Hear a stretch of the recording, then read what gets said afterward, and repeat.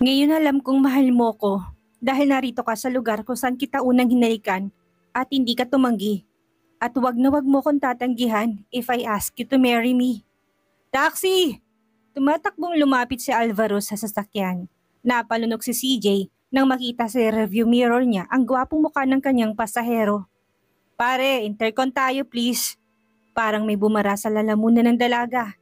Kasabay ng malakas na pagdagungdong ng kanyang dibdib na marinig ang baritono at lalaking-lalaking tinig nito. Sino bang hindi matutuliro sa lalaking sakay? Tila prinsipe itong matikas ang pagkakaupo. Almond brown ang mga mata, perpektong hugis ng ilong at mapupulang mga labi. Mistulang hulog ng langit ang kakisigang iyon. Pare, napagkamala na naman siyang lalaki. Tila ibig magimagsik ng kanyang kalooban. Gusto niyang malaman na gwapo niyang pasahero na certified babaeng babae siya. CJ! Maaga pa lang ay nagvo-vocalize si Aling Binay. Andyan na po! Sagot ni CJ habang pinagmamasdan ang sariling refleksyon sa salamin. Bagay sa kanyang suot na maong na pantalon at maong na jacket. Maong din ang baseball cap na suot upang itagong mahabang buhok niya. Lalo siyang naging maporma nang sinuot niya ang sunglasses na pinadala ng kanyang ama nung nasa Saudi pa to. Sa kanyang taas na 5 feet and 11 inches. Hindi karaniwan ang taas niya para sa isang babae. Balingkinita ng kanyang katawan, kayumanggi ang kulay ng kanyang balat at diretsong itim na buhok. Pilipinang-Pilipina ang pisikal na anyo niya. Ang diferensya nga lang, parang lalaki siya kung kumilos. Lalamig ang sinangag mo! Sigaw muli ni Aling Binay. Opo! Tinanggal niyang sunglasses at jacket bago tuluyang lumabas ng kwarto.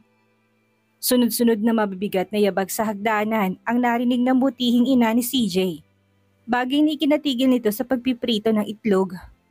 Ano ba naman anak? Baka naman mag-iba ang hagdanan natin sa sobrang bigat ng mga hakbang mo. Nakapamewang na hinarap siya ng ina. Sumalpak sa upuan ng dalaga. Napasos Mariosip si Aling Binay. Kahit sabihin pang nakasanay na nitong padalos-dalos na pagkilos, na panganin nito hindi pa rin ito nagsasawang paalalahanan ng anak. Sina Butchok at Carol, Aniya, kanina pa pumasok sa eskwelahan, hindi ka na nila hinintay dahil maliliit na raw sila. Tumalikod ang ina upang ipagpatuloy ang pagluluto. Kinagat ng dalagang sinunggabang pandesal. Si Itay? Maagang nagalmusal ang ama mo kasama sina Butchok. Hay naku, mabuti naman at nakakabawi ng Itay mo mula na magkatrangkaso.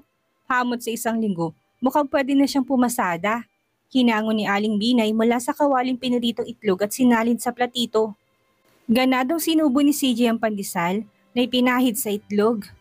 O bakit hindi sinangagang kinakain mo ha? Umupo sa tapat niya si Aling Binay. Mas maiging mabigat ang almusal mo na hindi ka kagad magutom. Ito munang pandesal ang uupakan ko. Kakain din ako ng sinangag. Kumuha si CJ ng kapirasong pandesal at sinawsaw naman sa kape. Napatingin sa kisame si Aling Binay. Sus naman, kababae mong tao. Kung kumain ka parang lalaki. At saka tingnan mga itsura mo, parang lalaki. Tomboy ka ba ha? Hindi ho, kasalanan ko ba kung ipinanganak niyo ko higante at kilos lalaki? Sa build ko, ganitong formang bagay sa akin. At saka, ipapasada kong taxi ni Itay. Alam na mga magpalda ko. Tingnan mo itong batang ito. Naglagay ng sinangag si Aling Binay sa kanyang plato. Pwede kang magkaswal na damit na hindi ka naman magmukhang sanggano. Kaso may sombrero ka pat jacket. Aba, sa kilos mo't mababang boses, mapagkakamalan ka ng lalaki niyan. Hindi ko na mababago to, Nay. At saka, bentahe rin naman ang ganito. Kasi kung mukha akong babae, baka magdalong isip ang papara sa akin. Di ba nga, kapag babae nagmamaneho, ang naiisip ng mga tao, hindi marunong mag-drive.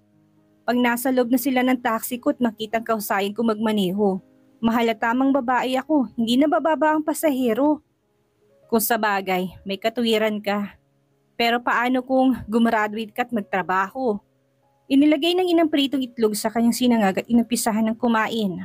Patuloy ang pagsubo ni CJ. Kahit may laman ng bibig, nagsasalita pa rin. Civil engineering kinukuha kong kararanay. Magtatain mga buildings, gagawa ng mga tulad, kasada. Hindi ho ba, walang kasong pananamit at kilos ko sa ganung trabaho? Hay nako, wala na akong sinabi.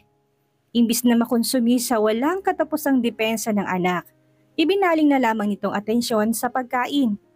Panganay si CJ sa tatlong magkakapatid.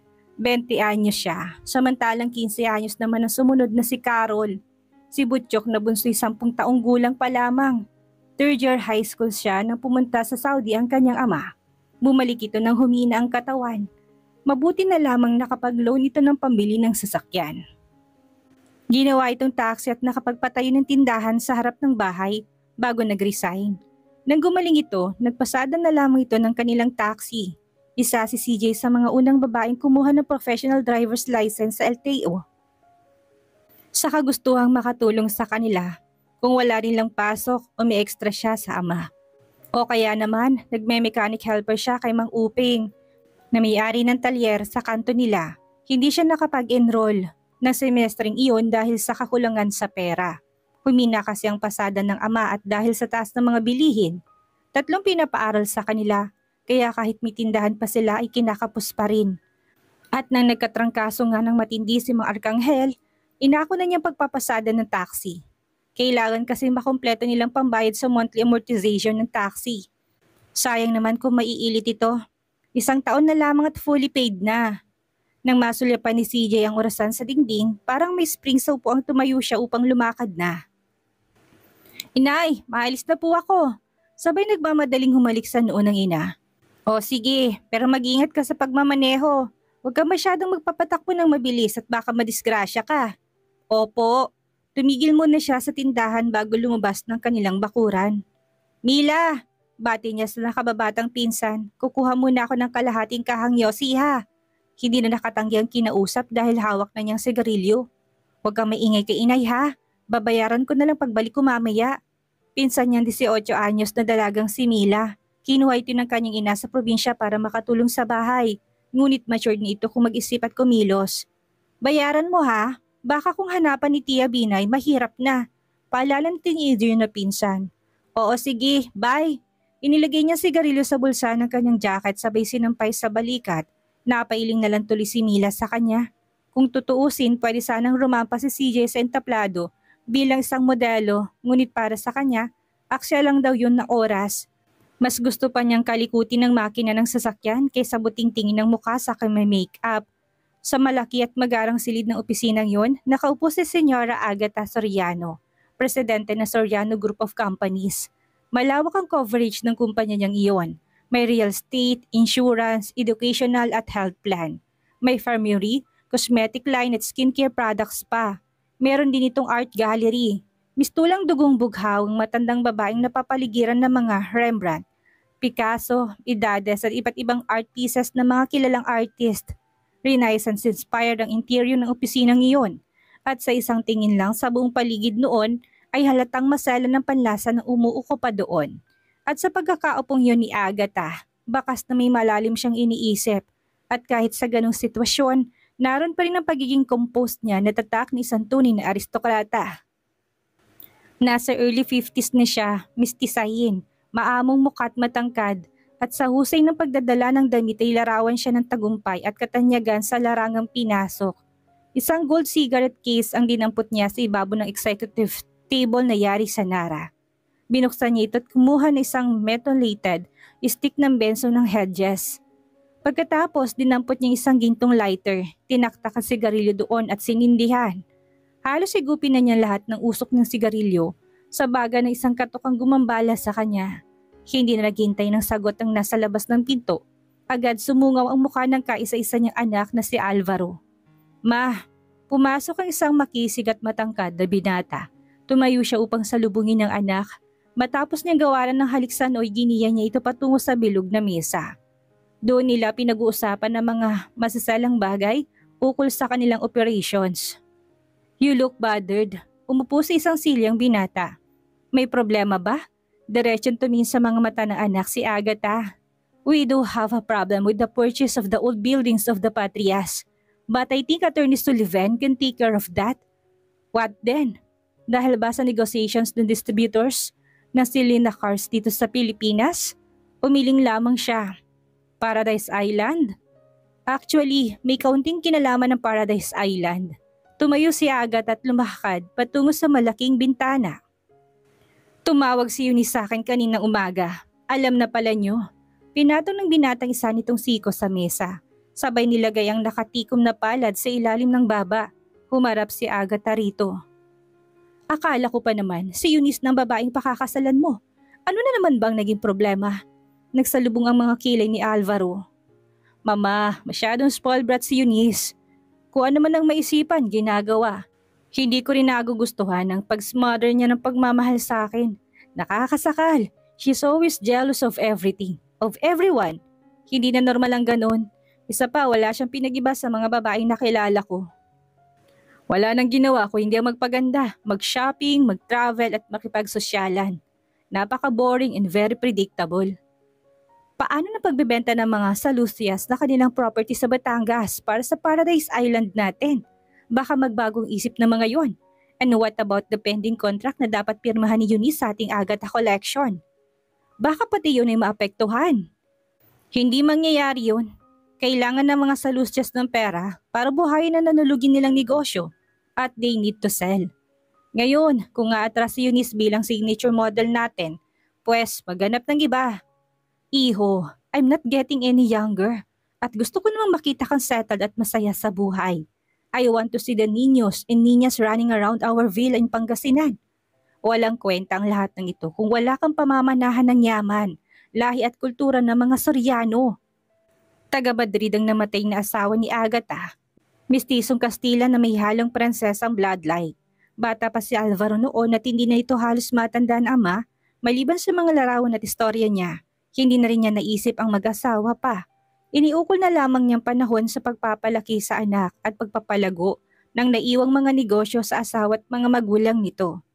Napabuntong hininga siya. Pagkatapos ay lumakad sa round table at umupo. Tell me, ano ba klaseng babaeng gusto mo't hanggang ngayon? Wala ka pang makita. Napatayo si Alvaro upang umpo sa tabi niya. Ma, I want someone with a lot of character. Parang kayo. A woman who is energetic and full of passion in anything she does. One who can love me for who I am at hindi dahil sa kung anong pwede kong ibigay sa kanya. Obviously, interesado mga salustias na ako mapangasawa ni Eunice dahil nalulugi ng kanilang mga negosyo. I want to fall in love. Pinatay ni Agatha ang sigarilyo sa marble ashtray. You are 29 years old, Alvaro. 6 months from now, you will be turning 30. Gusto kong pagdating na araw na yun ay settled ka na. Ayokong isiping magiging bachelor ka forever. That will surely kill me. Tumayo si Alvaro. I know that I will meet the woman of my dreams soon. At pag nakita ko na siya, I promise you, I will marry her and have many children. Tumayo rin si Agatha at lumapit sa anak. When? I don't know when. Tinaas niyang mga kamay sa ere. Kyumal. To think na tayong dalawa lang sa pamilyang ito, baka kamatayan ko na estado mong yan. Napabuga ng hangin si Alvaro at sa naman ang tumatatagpuan ng ekstraordinaryong nilalang na magpapatibok sa pihikang puso nito. Natagpuan ni Alvaro ang kanyang sarili na humihinga ng malalim. Saan kaya niya mahanap ang pambihirang nilalang na kukuha ng kanyang matalinong puso? Hindi umandar ang sasakyan ni Alvaro, tinignan niyang relo ng pambisig. Batid niya kung hindi aandar yun, siguradong mahuhuli na siya sa lunch appointment. Ano Meliton, hindi mo ba may start to? Sinubukan muli ng matandang driver kung talagang may diferensya. Ayaw po eh, isang bagong taxing nakita ng binata na papasok sa parking lot. Bumabang pasahero nito kaya mabilis na binuksan niyang pinto ng sasakyan. Bitbit ang attache case at ilang mga gamit. Ipaayos mo, hihintayin kita sa lobby ng intercon. Isinara niyang pinto. Kung may problema, tawagan mo ko sa cellphone ko. Opo. Taxi! Tumatakbong lumapit siya sa sakyan. Napalunok si CJ na makita sa rearview mirror niya ang magandang mukha ng kanyang pasahero. Intercon please. Parang may bumara sa lalamunan niya kasabay ng malakas na pagdagungdong ng kanyang dibdib. Sino bang hindi matutuliro sa lalaking sakay? Tila prinsipeng matikas sa pagkakaupo ito. Maputi at makinis ang kutis. May perpektong hugis ng ilong, almond brown eyes at mapupulang mga labi. Sobrang perpekto na kung iisipin. Mistulang hulog ng langit ang kakisigang iyon. Ganun ang tipo ng mga bidang napapanood niya sa mga foreign films at nababasa sa mga fashion magazines tulad ng GQ at Cosmopolitan. Ano kayang lahi nito? Sa tagos ng ilong nito'y mukhang taga-Europa. Ano kayang ginagawa nito sa Pilipinas? Dahil nga gwapo ang pasahero, panay ang sulyap niya sa rearview mirror. Maya-may napansin niyang naiinip ang sakay dahil sa tindi ng traffic. Kahit nga siya'y naiinip din, at least ang pasahero pagkababa ng taxi wala ng problema. Pero siyang driver, haharapin pa rin niyang traffic. At sa halos bawat kanto ay meron. Ano naman ang magagawa niya kasama naman sa trabaho niyang traffic? Kumanan na kaya tayo, suwestiyon ng pasahero. Nagulat ang dalaga. Marunong magtagalog ang mamang inakalang foreigner? Mabilis na kinabig niya manibela sa kanan bilang pagsunod dito. Tapos kaliwa tayo, and then dire-diretso na. Pakibilisan lang, malilit na ako eh. Teka, matatas magtagalog at walang puntong banyagang lalaki. Marunong din sa pasikot-sikot na daan papuntang Makati. Sandali nga, mukhang hindi foreigner. Ma-testing nga. Don't worry sir, I'll bring you to your appointment on time. Sabay sinilyapan niyang pasahero sa salamin na pangitito. Mukhang na-impress sa kanya. Where did you learn to speak good English? In school sir. Kumam yung dalaga sabay tinapakan ng silinyador. What are you taking up if I may ask? Dati po mechanical engineering pero nag-shift ako. I think building bridges, edifices and road is more exciting although I dabble in car machines. Marunong kang gumawa ng sirang kotse? Nagbabaka sakaling tanong ng lalaki. Wala na kasi ang dating mekaniko dahil nag-abroad na to. Oho naman, umi-extra rin ako sa talyar sa amin. You are a very enterprising lad. Lad? Napagkamala naman siyang lalaki. Kung kasing gwapo ng lalaki sa likuran, okay lang. Pero sa oras na yun, gusto niyang malaman itong certified babaeng babae siya. Bago pa siya nagprotesta ay nagsalita ang mulito. I'll tell you what, sunduin mo ko sa entrance ng intercon ng alauna. Patitignan ko sa yung kotse ko para maayos mo. Is that alright with you? Sige ho. Hindi na siya nagpatumpik-tumpik pa, baka kasi magbagong isip nito. What is your name? CJ sir. CJ Mascardo. Napakagat siya ng labi dahil sa apelyido pa lang, lalaki ng dating niya. Kung tutuusin parang pangalan nga ng isang action star eh. Kailangan malaman itong girl shot hindi boy. Sir, pero ang totoong pangalan ko ho ay Celestina. Ang pasahero naman ang nagulat, napatingin ito sa side mirror upang mabistahan siya. May mistake. Okay lang ho, lagi naman ho ako napagkakamalang lalaki. Kung ganitong trabaho ng isang babae, mas bentahe pa nga po dahil hindi nagdadalawang isip ang pasaherong sumakay. Pangalawa, kapag medyo ginagabi ako sa daan, mas safe kung akalain ng taong lalaki ako. Well, babae o lalaki, for as long as magagawa mong aking sasakyan, my offer still stands. Thank you sir. Mukhang taga rito, anang isip niya. She's one hell of a lady. Bulong ni Alvaro sa isip. Hindi niya mapapasinungalingan na may bumangon na interes at kuryosidad sa dibdib niya sa kakaibang babaeng nagmamaneho ng taxing iyon. Pangalawang pasahero niya ang magnobyo na kanina pa siya pinaiikot-ikot. Yun pala sa motel din na tuloy. Kapo nakasanglases ang dalawa, kaya tatlo silang pulos nakasanglases. Itsura namang aawit na banda sa kanila. Nasa po ni CJ ang kanyang batok. Tanghaling tapat, magmomotel. Maya-maya lang umiiyak ng babae. Siguro gustong umatras sa pupuntahan ng mga to. Agad naman sinuyot na lalakit ni lambing-lambing. Ganyan naman talagang mga lalaki. Ang gagaling mambola para makuha lang ang gusto sa babae. Si babae naman, konting pasweet lang ng nobyo, bumibigay na kaagad. Tulad sa kasong yun, ang kaninang tila Maria Clarang nagpoprotesta at umiiyak, ngayon ay nakangiti na parang mas excited pa nga sa maaring maganap. Basta siya, hindi papasok sa motel. Ever. Kasal muna at kapag pinwersa siya ng malapad na kamay niyang sasalubong sa mukha ng lalaki. Nagtekwando yata siya. Pagkahatid sa magnobyo, naisipan na niyang balikan ng pasahero sa intercon. Eksaktong dating niya dahil nakatayo na to sa baluarte. Sinulyapan niyang relo ng pambisig. 1:00 Bahagya siyang bumusina habang paakyat sa rampa upang tawagin ang atensyon ng lalaki. Lumingon naman agad ito. Hindi dumating ang driver ko, mabuti sinundo mo ko. Salubong sa kanya ng pasahero habang paupo ito. Tumawag sa cellphone ko si Mang Meliton kaya puntahan natin sa building na opisina namin. Sa Ortigas tayo, sa Soriano 2 building. Ipasok mo sa parking area sa basement. Hindi malapit lang ang biyahe, humahaba dahil nga sa traffic. Sa pagkakataong iyon, hindi to kinakitaan ni CJ ng pagkainis o pagkainip. Naidalangin pa nga niya na sana ay madagdagan pang traffic para mas matagal pa silang magkasama nito. Nagiba ang kaninang formal na pananalita nito. Iyo ba ang taxing ito? Nagiging personal ng tanong ni Alvaro. Lalong kinilig si CJ sa pinapakitang munting interes sa kanya. Ngayon niya pinagsisisihan ang hindi pagsunod sa inang magbihis ng kaswal. Marahil, lalo magkaka-interes sa kanya to.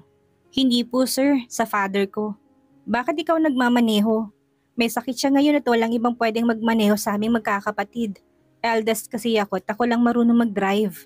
You are a very peculiar lady, CJ. Sabi rin ng nanay ko, kakaibang araw ako. Peculiar but amusing. Pagtatama nito. Na-amuse sa kanyang pasahero? Kailangan malaman niyang pangalan nito. Sir, tinanong yung pangalan ko at sumagot naman ako. Pero ako hindi ko alam ang pangalan niyo. Alvaro Juan Soriano III. Napanunukan dalaga. Teka, nababasa ko ng pangalan niyo ah. Saan na nga ba? Alam ko na. Kayo yung bachelor at large, eligible bachelor na laging nape-feature sa mga metropolitan magazines. Hindi po ba? Ako nga. Soriano? Ibig sabihin ho ba, kayo rin ang may-ari ng building na pupuntahan natin? Guilty as charged. Nataranta siya at hindi natuliro, naloka siya. Imagine, celebrity pang pasahero at hindi basta-bastang sikat lang. Most sought after pa. Kung hindi niyo mamasamain sir, how does it feel to be rich and famous? Curious lang ho kasi ako eh. Tila naaliw ito sa candid na tanong niya. Being rich and famous feels good. It has its advantage too. May freedom kang gawin kung ano man ang bagay na bilhin na kahit na anong maibigan. At pangit mang pakinggan, ibang nagagawa ng taong may pera. What do I feel about being famous? Let me see. Well, I feel good and I feel bad. Bakit naman ho? I feel good because I get the best seats in the best restaurants. I am admired and people treat me well. I also feel bad dahil kalkulado lagi mga kilos ko at hindi pwedeng magkamali. Everything I do is recorded dahil maraming mga matang nanonood sa akin. In a way, I don't have the kind of freedom that ordinary people like you have. Kung totoosin, mas gugustuhin ko pang isang simpleng buhay with simple joys. Pero I don't have a choice. Kasama ng mga ito sa aking pagiging isang Soriano at anak ni Agatha Soriano, one of the 10 most outstanding women of the year. Gumuhit ang munting lungkot sa mukha nito. Nako sir, wag ninyong gustuhin maging katulad ko. Hindi makatarungan sa itsura niyo't lalong hindi ka iga-igayang maaari niyong maramdaman. Kung hindi nga dahil sa pamilya namin, hindi ako tatagal sa hirap nito eh. Napangiti si Alvaro. Oo nga naman. Dati kapag matraffic, naiinis ako. Pero ngayon, hindi ko nararamdaman yun. You are a very interesting person, CJ Mascardo. Thank you, sir. Bumaha ang galak sa puso ni CJ sa tinura nito. Lalo tuloy siyang ginanahang magmaneho. Mabuti na lang at sa basement siya nagtatrabaho. Kung hindi siguradong sasakit ang ulo niya sa init ng araw sa labas. Mabuti na yung nakungkupunin na sasakyan kaysa umikot-ikot siya para makakuha ng pasahero. Tutal naman madalang pagtao sa daan dahil karamihan nasa kani-kanilang opisina. Matagal pa ba yan? Tanong ng matandang driver. Sandali na lang manong, may maluwag na tornilyo lang pala. Kumuha siya ng panyo sa bulsa ng pantalon upang punasan ng pawis sa kanyang noo. Chine-check ko na tuloy ng husto, baka may iba pang diferensya. Kinuha ni Mang Meliton ang isang kahang Marlboro upang manigarilyo. Inalok mo na siya nito. Sige ho, meron ako rito. Sabay ng sangstick sa bulsa ng jacket at sinindihan yon. Matagal na ho ba kayong driver ng amo nyo? Sinindihan ni Mang Meliton ng sigarilyo bago sumagot. Mula pa na makagraduate sa Amerika ang batang yan, driver na nila ako. Mabait ang mag-ina, istrikta nga lang sa Senyora Agatha. Mukha nga mabait at hindi mata pobre. Segunda ni CJ. Pinapaaral pa nga ni Sir Alvarong panganay kong anak kaya hindi ko masabing kailangan ko umuwi sa Visaya. May sakit kasing asawa ko. Di magpaalam kayo sa kanya, siguro naman maintindihan niya kayo. Binilikan ni CJ ang ginagawa. Nahihiya ako dahil wala akong makitang karelyebo. Ayoko namang kumuha ng basta-basta at baka kung ano kalokohan ang gawin. Nakakahiya sa kanila. Wala naman ako magagawa dahil tumawag kagabing hipag ko. Kailangan na raw ako umuwi sa Lunes para madala na sa ospital ang asawa ko. Hayaan niyo po't itatanong ka sa pinsan ko kung interesado siya. Mabait yun at walang bisyo. Kaya lang baka matagalan pa bago ko siya makontak. Taga Quezon pa kasi yun eh. Malaki silang magpasweldo, 7,000 binibigay sa akin bukod sa paaral ng anak ko. Sagot nilang ospital at gamot kapag may sakit ako.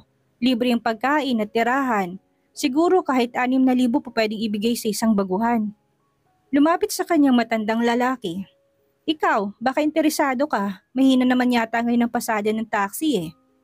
Napatingin siya sa matandang driver. May katuwiran to.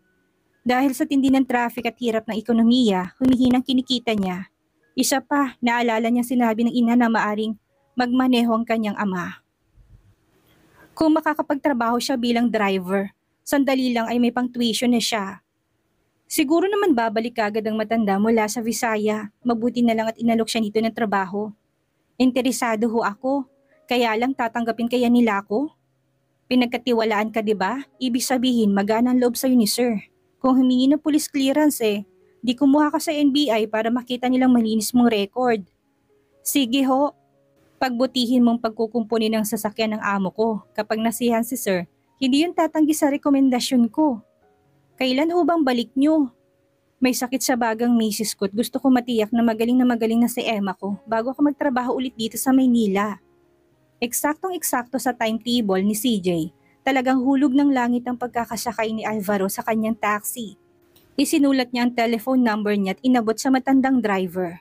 Eto hong number ko sa bahay, kung sakasakali pakitawagan na lang ho ninyo ako.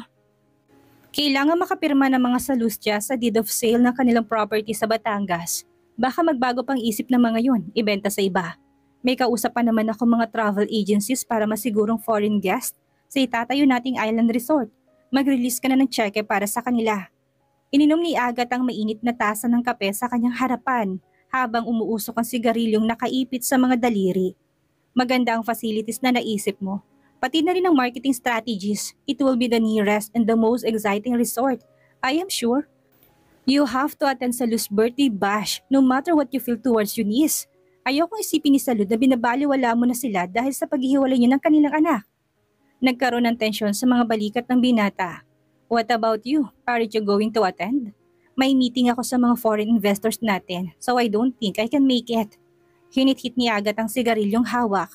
Dumaan ka lang doon to pay your respect. Pwede ka na umuwi ka agad. I'm sure you can think of a credible excuse, like a meeting. I'm sure you can do that. I know, umiiwas lang kasi ako sa away. Alam niyo naman si Eunice, skandalosa. Walang sinisino kapag nagagalit.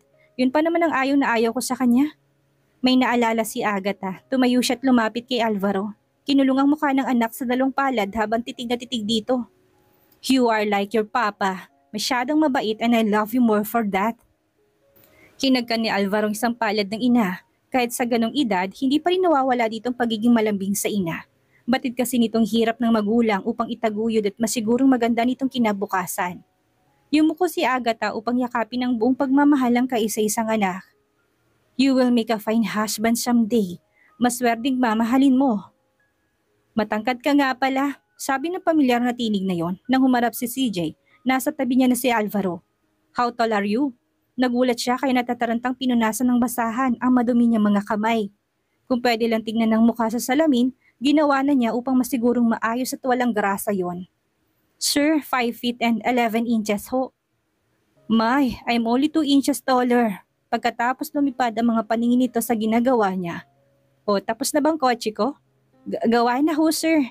Halos pabulong na sabi niya. Nako-conscious kasi siya dahil ngayon lang niya ito nakatabi.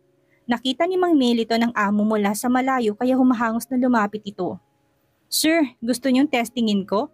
Sabi nito. Sige nga. Matuling mo po ang matandang driver upang buhayin ang makina ng kotse. Isang click lang, umandar na. Good! Isang kaakit-akit ng ngiting pinakawalan ni Alvaro mula sa labi nito. Pakiramdam ni CJ ang ngiting iyon ang pinakahihintay niya. Dahil doon tila naalis ang lahat ng pagod at pananakit ng kanyang likod. Kung ganito ba naman ang premyo niya sa isang oras na trabaho? Sino ba namang aayaw na magbanat ng buto? Binunot ni Alvaro ang pitaka mula sa pantalon, kumuha ng isang 500 papel at inabot kay CJ. Hindi na masama. Kung tutuusin kung ipapasada niyang oras na iginugol, may posibilidad pang maaksay ang kanyang gasolina nang wala namang pasahero. Thank you, sir. Thank you rin. Akmang sasakay na sa kotse si Alvaro na magkatingin na sila ni Mang Militon. Sir, si Mang Militon, pumihit ng mala Adonis na katawang iyon. Bakit? Pwede po ba kayong makausap sandali? Bakit hindi? Alam ni CJ na magpapaalam ng matanda at pihong irerekomenda na siya nito kaya nahihiyang nagpaalam siya. Tinitigan muna siya nitong nang mabuti bago tumango. Tila may gustong sabihin sa kanya ngunit napigil lamang sa kung anong dahilan. May lungkot siyang nadama sa kanyang paglisan sa Soriano to building. Dahil hindi niya tsak ang mangyayari, idinalangin na lang niya na bigyan pa sila ng pagkakataon na magsamang muli ng binatang Soriano.